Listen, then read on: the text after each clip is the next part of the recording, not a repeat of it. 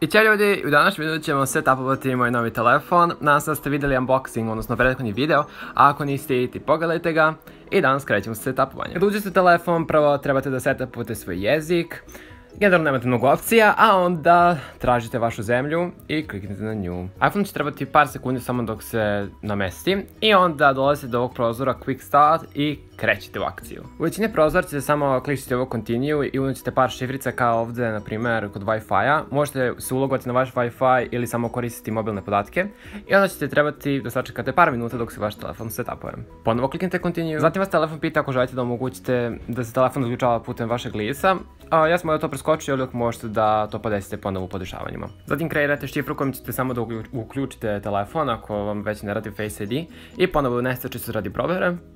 A zatim vam telefon nudi mogućnost da prebacite vaše podatke sa starog telefona, sa Androida, sa PC-a ili jednostavno da ih uopšte ne prenesete. Ja volim da to ne radim jer kad uzmem novi telefon volim da krenu sve iz početka, ali vi kako želite.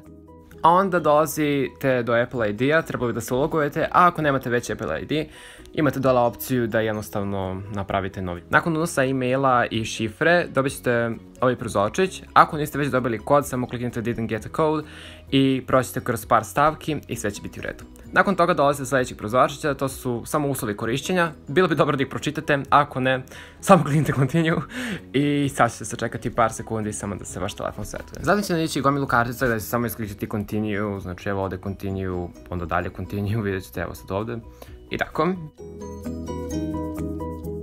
Kao posljednje podešavanje bit će da izaberete veličinu vašeg displeja, možete izabrati veće, odnosno zoomirane, gdje će ikonice biti veće, tekst veći, ili ovi standardi. Ljudi, sve to promenljivo, možete u podešavanjima promijeniti svoje mišljenje, pa se prebaciti na ovi drugi, nikakav problem. I nakon toga već ulazimo u telefon, samo swipe-upujete na gore i voila, to je to. Hvala što ste gledali video i mi se vidimo u sljedećem. Ćao!